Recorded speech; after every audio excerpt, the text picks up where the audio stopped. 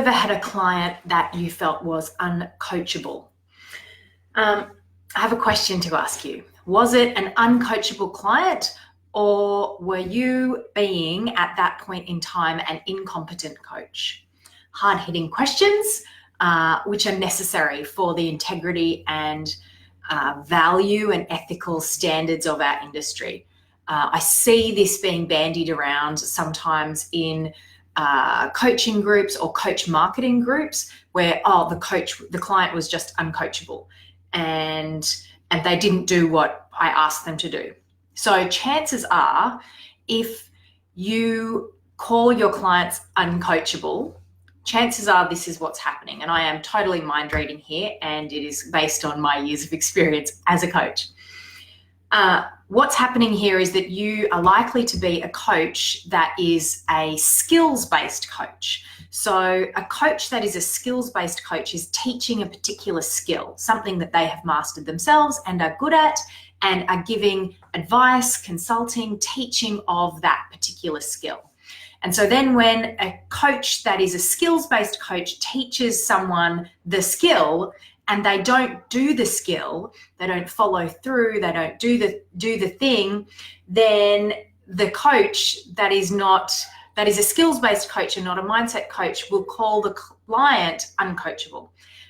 So this video is has been triggered or inspired by my friend Shanti Zimmermann, who is a fabulous coach who teaches about boundaries, who teaches and coaches about boundaries. So this is the key difference between a teacher and a coach. And lots of skills-based coaches do not have the skills to genuinely coach someone who is willing but struggling with their own internal resistance or self-sabotage. So if you have a client that is coming to you that wants to make a change and that is paying you and that wants to do some kind of change in their life, and they are working with you actively and showing up for their appointments and being there, and yet they're not following through on the particular behaviors that you're asking them to do, then they are not an uncoachable client. You, my friend, are an incompetent coach. Said with absolute love and honoring of the gap between where, if you're calling your client uncoachable, where you are and where you could be. So this is breaking two very basic rules, two basic presuppositions that are talked about in NLP practitioner training. And that's these presuppositions that a person is not their behavior, and the most important thing about a person is their behavior. So these are it kind of seems paradoxical or contradictory. And that's because in NLP, we know that there is a separation between the person and their behavior. And that if they're exhibiting some kind of specific behavior, then it is because there is a set of beliefs, values, mindsets, meta programs, identities that are tracking through unconsciously to create that behavior. And most often when a client enlists a coach to help them get a result, it is because they haven't been able to get the result themselves.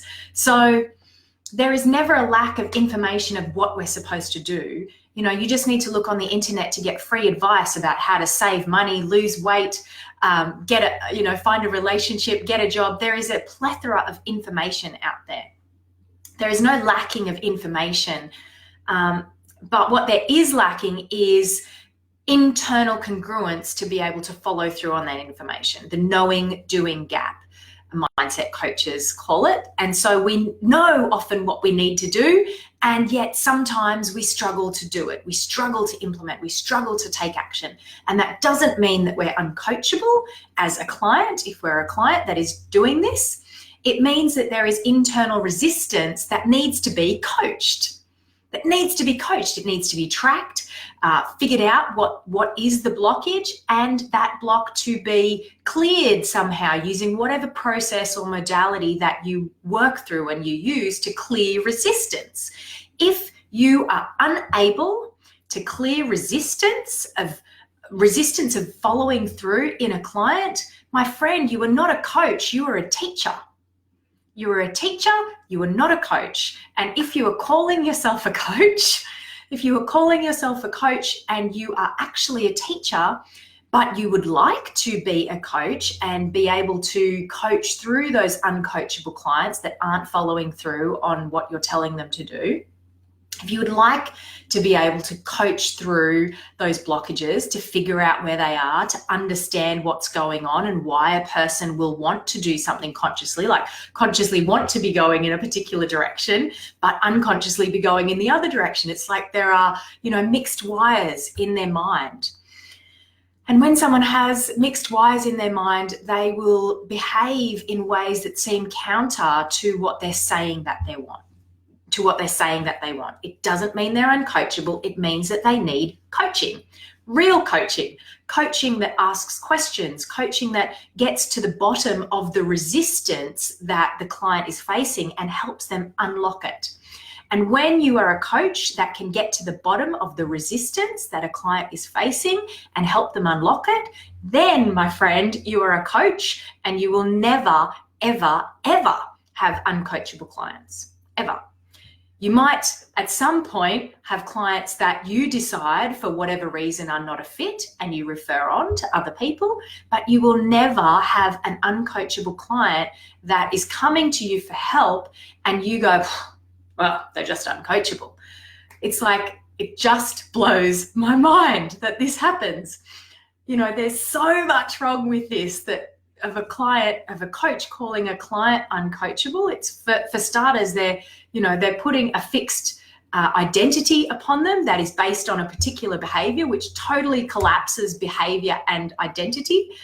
It is blaming the client for the issue when, clearly it is incompetence on the coach's behalf. If a client is paying you and wanting a result and yet not being able to follow through for whatever reason, then they need help. They need coaching.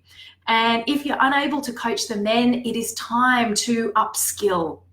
It's time to invest in uncovering what is going on when a client says one thing and then is unable to follow through.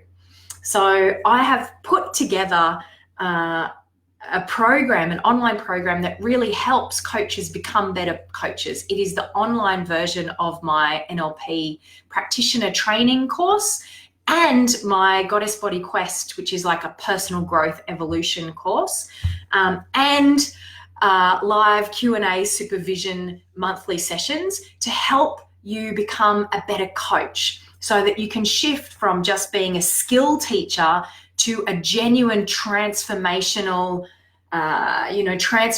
awakener, a change maker, someone that can create change in people. And when you can create change in people, you will never, ever, ever experience uncoachable clients. You will always be able to help someone no matter where they come and no matter how stuck they might be, because you will know how to navigate the unconscious mind and the blocks and resistance and sabotage and interferences that people put up when they say they want something, but they haven't been able to do it yet because they have all that resistance. If they didn't have that resistance, they would have bloody done it already, right? They would have done it already and they wouldn't need a coach. So if you can't coach them through their resistance, you need some extra skills. I'd love to help you with it. If you'd like to know more, message skills in the comments below and we can have a little message chat and see if the Growth Collective is right for you to upskill and discover what a fabulous coach you could be and you can be when you get those skills under your belt to help people through their resistance.